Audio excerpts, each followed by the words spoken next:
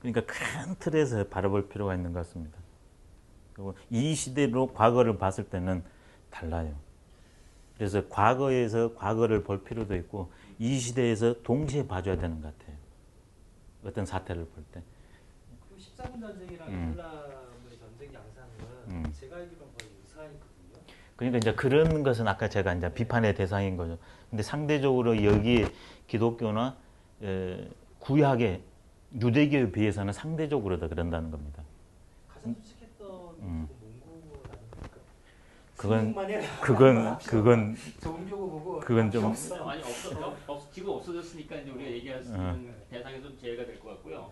근데 이제 그 선생님이 주장하시는 거는 뭐냐면 이게 종교 전략이 아니냐. 저는 그렇게 보지 않습니다. 네. 근데 그 문제에 대해서는 명백하게 예. 얘기가 될 필요가 그게 있다. 거기에서도 들어오는 건 편하는데 나가지 못해. 예. 이런 상태가 되니까. 그게 거기에서도 좀 종교의 문제와 세속의 문제가 두 개를 거기도 논하자고 있잖아요. 예. 예. 요 두 개를 거기에서도 그러니까 같이 이렇게 계속 시대와 함께 변해 나가잖아요. 그 왜 안 변하는지 모르겠어요. 안 변하는 것은 그것은 당연합니다. 이슬람 싫어하지 않는데요. 예. 유독 이제 그 문제와 관련해서 예. 여전히 힌두 내지 이슬람 이게 이제 그런 문제 관련해서는 예. 제 입장에서는 이제 혁명론에서 하겠습니다만은 내적 혁명과 외적 혁명이 됐을 때 진정 혁명이 되는 것 같거든요. 근데 내적 혁명이 됐을 때만 외적 혁명도 제대로 되는 것 같아요. 그래서 변해라 하면 혁명이 안 돼요. 그래서 변해라 하면 절대 안 됩니다. 그럼 이슬람은 좀 더 진도를 나가면 수동적인 피조물이라는 입장에서 움직이지 못하기 때문에 그럴 수밖에 없다. 상대적으로 그 종교는 시공간에 제약을 엄청 띠고 있는 것 같아요. 시간과 공간에. 이슬람 그 자체가 살기가 우리보다는 훨씬 어렵잖아요. 그러냐 그러면 절대성이 어쩔 수 없이 강조될 수밖에 없는 것 같아요. 그래서 힘 있는 이가 이렇게 죽으면 무릅쓰고 일을 해야 되는데 약자를 어떻게 하겠습니까? 끝까지 데리고 갈 수 있는 상황이 되면 하지만 그러지 않을 때는 대의를 위해서 소를 눈물을 머금고 희생할 것도 있을지 모르거든요. 그래서 역사적 사안을 볼 때는 지금의 시각에서만 봐서는 안 된다. 과거를 함께 통관해서 보는 게 굉장히 중요한 것 같아요. 그리고 분명한 것은 우리 선생님께서 여성의 인권이 200년 말했는데 단 한 명도 동의하지 않았다는 사실을 기억할 필요가 있습니다. 왜 동의하지 않으셨습니까? 아직도 인권이 그렇게 여성의 인권이 많을까요? 그렇죠. 저보다 더 그렇게 아니 그렇지 않다는 얘기를. 예. 근본 페미니즘 입장에서 예. 그냥 여성이 온전한 인간으로 대접을 받아요. 근데 그렇게 얘기하면 1894년에 갑오경쟁할 때 단발령 내면서 신분이 폐지된 거는 우리가 이제 100년밖에 안 된 상태입니다. 그렇게 따지면. 그래서 공통으로다가 됐고 또 투표는 남녀 공통이 같이 또 첫 투표 때부터 진행이 됐다는 거 보면 이 이론과 구조는 그렇게 같지만 문화는 뭐 켜켜이 내려왔던 부분이 있어서 근데 어쨌든 표면적으로나 제도권적으로는 그래서 아마 여성 파워들이 더 지금 한반도는 K 여성 파워들이 넘쳐나고 있지 않나. 넘쳐난다고요? 에너지가. 근데 이거를 틀은 과거 틀이기 때문에 아직 혁파가 안 된 부분이 있다 이렇게 생각이 잘 부탁합니다.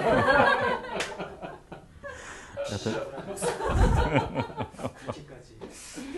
그러면서 나철들 이게 배꼽 인사해야 되는데 왜 누구랑 모습하면서 일하네. 예. 저는 수업 분위기를 많이 잘하셨습니다. 조성하기 위해서. 저거 시간 좀 보여주기 좀 해주십시오. 네. 안길 때는 대지의 여신밖에 없어요. 갈 수 있는 데가. 예. 예, 좋습니다. 그럼 이번에는 이제 그 동양으로 노려면요. 동양 문화의 뿌리에는 세 개가 있었던 것 같습니다. 문화는 제가 생각했을 때 나무로 비유하면은요. 꽃인 것 같습니다. 그러면 그 꽃이 피기 위해서는 반드시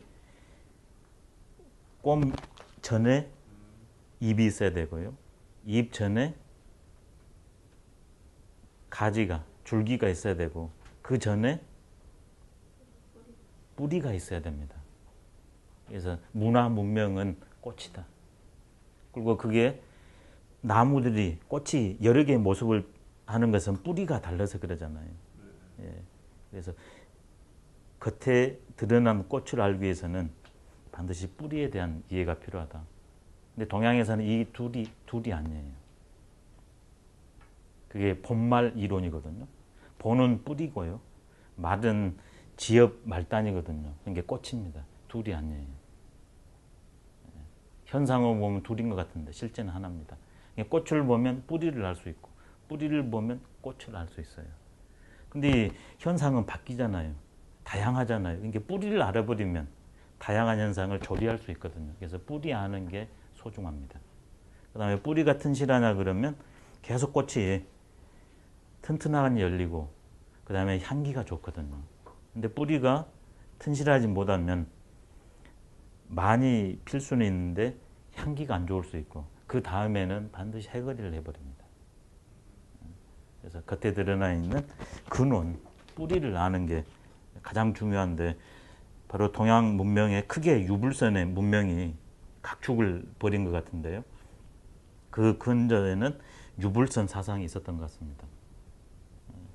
이제 중국 입장으로 하면 유학하고 서은도는 같은 말입니다. 그것은 중국에서 발생한 거고 불교는 인도에서 발생했는데 그게 이제 두 문명이 만나가지고 이제 하나의 문명으로 성숙되면서 그 과정에는 갈등과 화해가 반복됐던 것 같습니다. 그래서 오늘은 유, 불, 선 여기에 대해서 한번 접근하는 시간을 갖고자 합니다. 먼저 유부터 가도록 하겠습니다. 지금 우리한테는 유가 아마 가장 제 생각에 지금 여기 계신 분들은 이게 의식을 현재의식, 잠재의식, 무의식, 그 무엇 저는 네 층으로 봅니다. 그 다음에 잠재의식과 무의식을 저는 또 두 개로 납니다. 하나는 어머니 태중에서부터 어떤 사람은 이제 태어나서부터 하는데요. 저는 태중도입니다. 그 다음에는 또 하나는 태어나기 이전에 거기까지 저는 입니다. 좀 다르죠. 근데 여하튼 그건 제 개인적인 학설입니다. 근데 이렇게 봤을 때 아마 지금 여기 계신 분들은 무의식이 현재의식과 무의식의 유학이 아마 있을 겁니다. 그 다음에 잠재의식의 유학이 아마 있을 겁니다. 그래서 나도 모르게 잠재의식은 툭 불거져 나옵니다. 그 다음에 좀만 들여다보면 알게 됩니다. 근데 무의식은 몰라요. 근데 잠재의식을 그것이 조정을 하고 있죠. 그래서 유학 먼저 들어가면요. 그러면 우리나라의 의식 세계가 어떻게 되어 있을까? 이렇게 한번 해볼게요. 지금은 기독교 같습니다. 그 다음에 그 밑에는 조선시대 유학이 있었고요. 그 밑에는 삼국시대부터 불교가 조선까지 불교가 있었던 것 같습니다. 그리고 도교가 같이 있었죠. 그 다음에 제일 밑에는 뭐였을까? 원시 신앙 체계가 있었죠. 그게 이제 굳이 말로 한다면 당군이라고 어쩔 수 없이 말로 한다면 그렇게 되어 있을 것 같습니다. 그러니까 어떤 사태가 있으면 기독교 하냐 그러면 이게 동시에 돼야 되겠죠. 민주하고 과학이 기독교와 함께 축으로 들어왔기 때문에 그래서 이게 현재의식인 것 같아요. 기독교를 안 한다 할지라도 민주나 과학 이런 걸 통해서 사태를 읽어내는 근데 그 안으로 들어가면 유학, 불교, 도교 그 다음에 제일 밑에 당군이라고 지칭할 수 있는 그 무엇이 있는 것 같습니다. 그러면 이게 화해가 됐을 때 건전합니다. 개인도 세상도. 근데 지금 우리 이게 화해가 안 되어 있습니다. 이게 개인도 세상도 불편한 것 같습니다. 하루빨리 이게 화해가 돼야 됩니다. 어떤 게 힘이 제일 강할까? 어떤 게 힘이 제일 강하겠어요?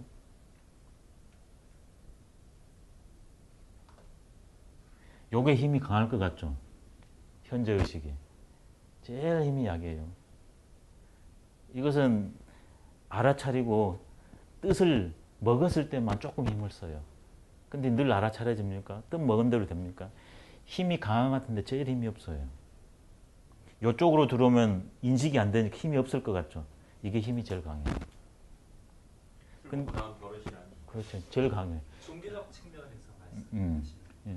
근데 이제 이것들이 이렇게 서로 간에 화해 측면이 있었다면 좋은데 어떻게 됩니까? 역사는 이것을 부정하고 역사는 이걸 부정하고 역사는 이걸 부정하니까 계속 질곡의 상태에 있는 것 같아요. 그래서 저는 이것을 이제 화해시킬 때가 됐다. 동양만 그런가요? 서양? 서양도 그렇죠. 예. 상대적으로.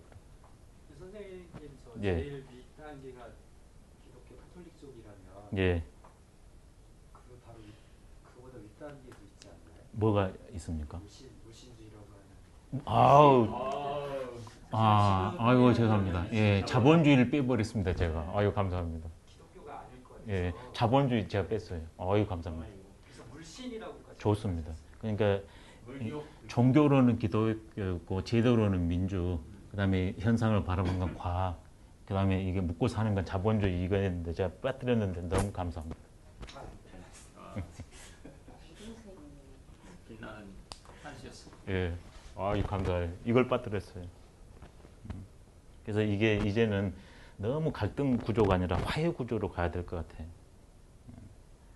예, 그런 측면에서 이것을 알면 조금 더 이게 수월하기 때문에 유학부터 한번 가볼게요.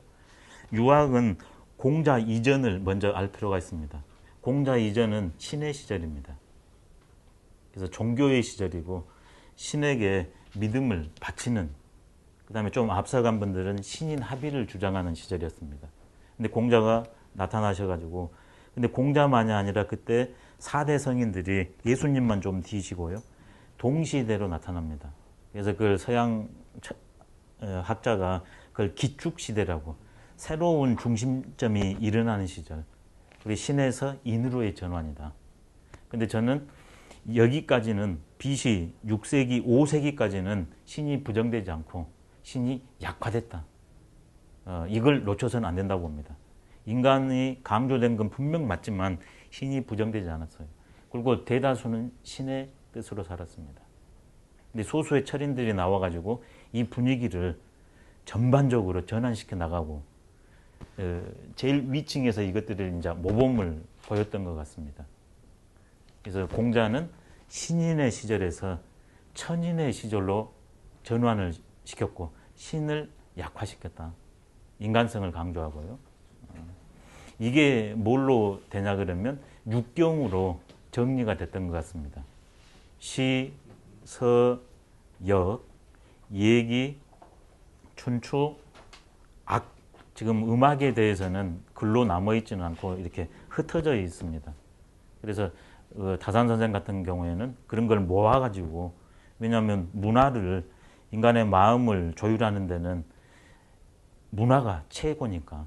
그래서 악서 고전이라고 음악에 관련된 흩어져 있는 것들을 이렇게 내가 모았다 해서 악서 고전까지 있거든요. 그래서 이걸 통해 가지고 신의 시절에서 신을 약화시키고 천인과 하나 되는 측면을 공자가 꾀했던 것 같습니다. 육경 정리 사업을 통해서요. 거기